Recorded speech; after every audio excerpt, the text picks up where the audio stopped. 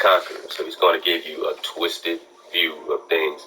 But there's so much babies in the bathwater, right? So by this, my preface, I offer to you a new history of your country and mine. The work is presented in the form of an abridged narrative. My reasons for such a venture are brief, but I trust satisfactory first to every American citizen. Some knowledge of the history of his country is indispensable. The attainment of that knowledge ought to be made easy and delightful. Second, the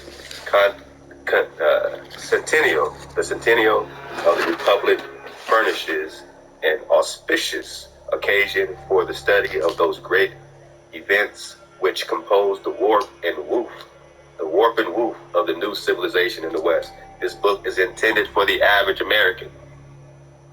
When you go click on the 1828 Webster Dictionary, you type in American, it says copper color races, copper color races, copper color races. Showed you copper, you know what copper. This is like what the first pennies were looking like. This is copper, all right? All this, right? And this is also ruddy. You see how red this is? All right, you see my complexion in this? My complexion in the book? You see the red, you see yellow, you see red, you see brown, you see all that.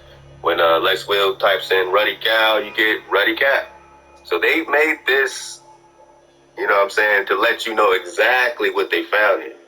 This is Negro. You understand?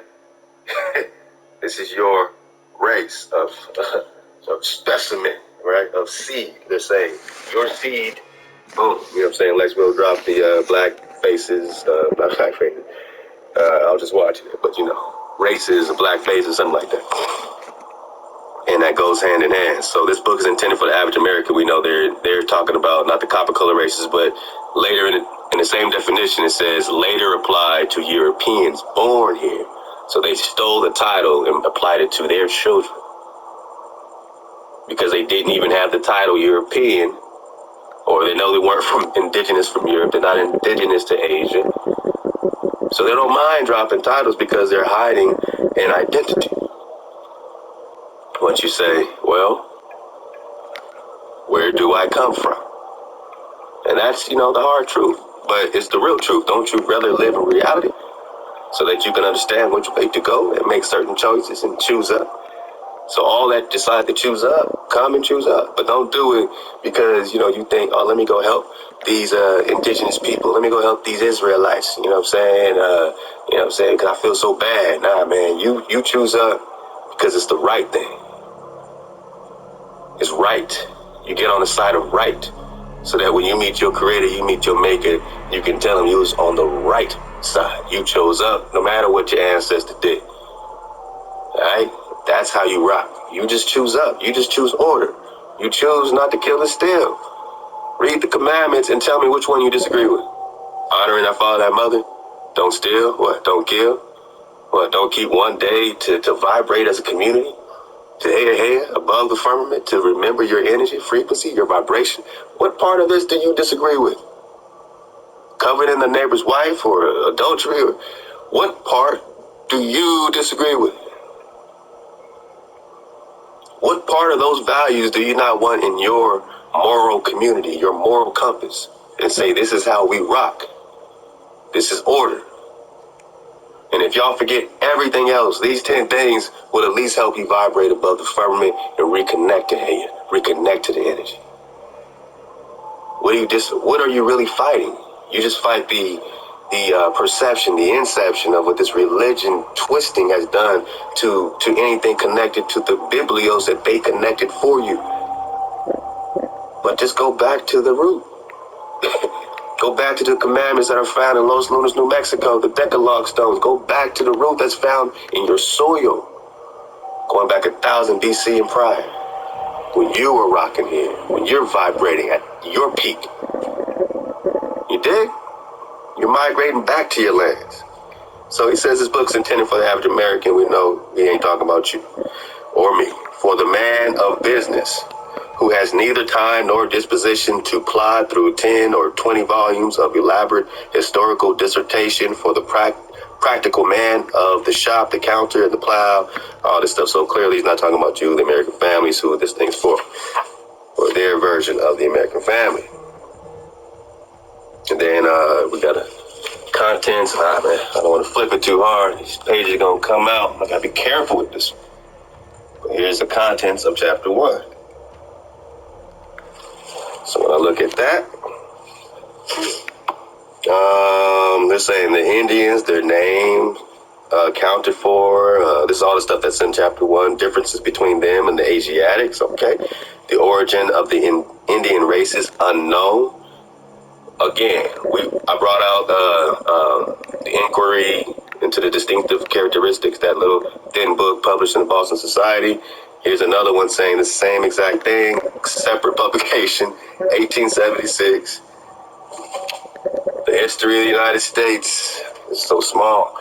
From the discovery of America to the present time, all right? The Indians, their name accounted for differences between them and the Asiatics. The origin of the Indian race is unknown. Of course, it's unknown. It says theories controverted. So these theories that are being contrived, controverted. The question likely to remain unsolved. Language may give us light. They're just trying to get light via philology, via language. They're trying to get light into trying to tell you who you are, but they're going to tell you absolutely who you're not. I say, if you can't tell me who I am, how can you tell me who I'm not?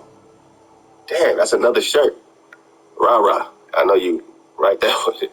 Swag Freak, man. Y'all gonna look out for the Swag Freak. We're just gonna do slogans and stuff, man. Just all the stuff that we come up with, man. All the inspiration, so you can be reminded and just activate somebody while you're walking down the street. Say, look, man, if they can't tell you who you are, how can they tell you who you're not? Origin, unknown. Contrived theories. The question likely to remain unsolved, we'll never know. Languages may give us light. And then it says the red man. Oh, yeah, the red man, the ruddy man, right? See that red? The red man, okay. The ruddy man, right? They like to say, oh, I'm ready. I'm red. No. Ruddy. This is red. Red. If you want to be red. Brown, red. It's not too difference between brown and red. It's ruddy. So they can't tell you who you are. They don't know where you came from, where you migrated from. But they're definitely going to tell you who you're not. Watch this. So let's go to chapter 1, man. And I just got this. I literally just got home. I couldn't wait to share it with y'all. I have not gotten really through this. I spent about 9 minutes flat. All right.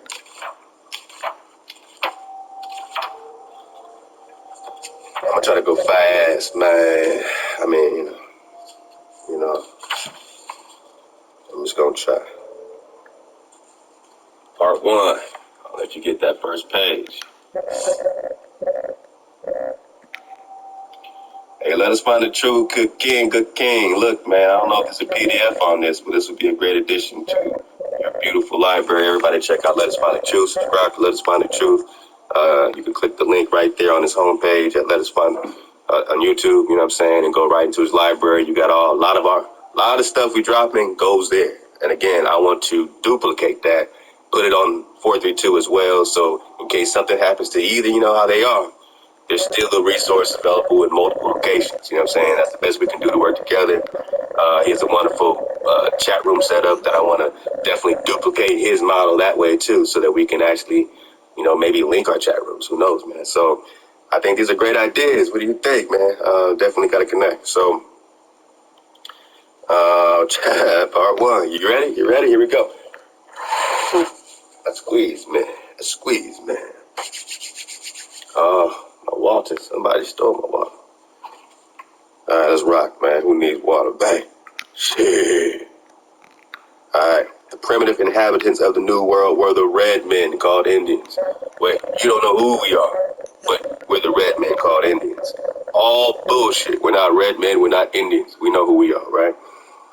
There's no language called red man. There's no land called Indian.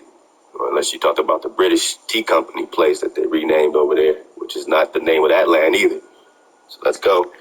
The name Indian was conferred upon them from their real or fancied resemblance to the people of India. Dark people, right? Okay, so But without any such similarity, the name would have been the same for Columbus and his followers, believing that they had only rediscovered the Indies. You know, that old crock of a story. So you see that twist of, oh, he just thought, boom, boom, boom, boom, boom. Everybody was Indian in this guy, okay? Who would, of course, call the inhabitants Indians. The supposed similarity between the two races, if limited to mere personal appearance, has had some foundation in fact, but in manners, customs, and institutions and characters, no two peoples could be more dissimilar than the American Aborigines and the sleepy inhabitants of China and Japan. Oh, God, I told you, I didn't read this yet. That's hella funny. He called the indigenous people of China and Japan sleepy. What the fuck? What does that mean? I would never know. I can never sit this guy down and be like, look, man, let me jam you up. Let me jam you up for a second and ask you, man, what you mean by the sleepy, man? What you mean by the sleepy, man? All right, so he said the supposed similarity between two races. So it looks like he's comparing these people here with the Asiatics, just like he said he's going to do. And according to him, it ain't got nothing to do with each other. But of course, we have our own, stuff. But let's keep going. But in manners, customs, institutions, and characters, no two peoples could be more dissimilar than the American Aborigines and the sleepy inhabitants of China and Japan. The origin of the North American Indians is involved in complete obscurity. We have no fucking clue. All you gotta write is that we got no effing clue. So again, if he can't tell you who you are, how can he tell you who you're not? You'll see. The Aborigines of North America, slow it down. The origin of the North American Indians is involved in complete obscurity. That they are one of the older races of mankind could not be doubted. But at what date or by what route they came to the Western continent is an unsolved problem. Many theories have proposed to account for the red man's presence in the New World, but most of them have been vague or unsatisfactory. Nobody got a clue. Here's the drop, but here's the babies. Let's take it out the bathwater. The notion that the Indians are the descendants of the Israelites is absurd.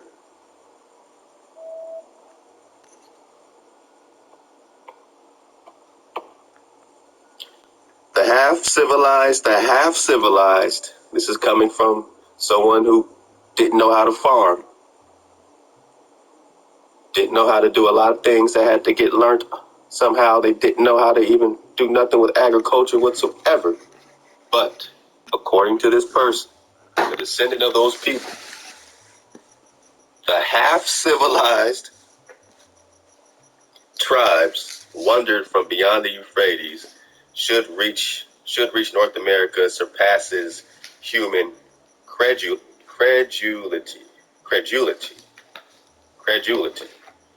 All right, let's back it up, man. Let's back it up.